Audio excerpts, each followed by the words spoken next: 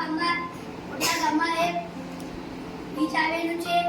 ત્યાંથી બધા બહારના લોકો નાહવા આવે છે અને દુકાન લગાવે છે, જેમ કે પાપડીનો લોટ, મકાઈ, ભજીયા એ બધા સ્ટોલ લગાવે છે અને દૂર દૂરના લોકો પણ આવે છે અને મેળો હોય એવો માહોલ થાય છે અને નાવડી બેસે છે અને બધા નાહી છે.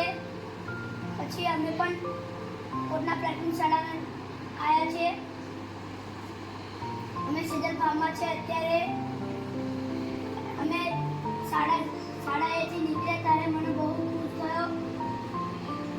આવ્યા ત્યારે અમને લાગ્યું કે અમને ફાર્મમાં નહીં લઈ જાય, બહાર પેપર થયા છે. ત્યારે મને એવું વિચાર થયો કે આ ફાર્મમાં લઈ જશે ત્યારે મને બહુ ખુશી થશે. ત્યારે અમને આ સ્ટોર રૂમમાં બેસાડ્યા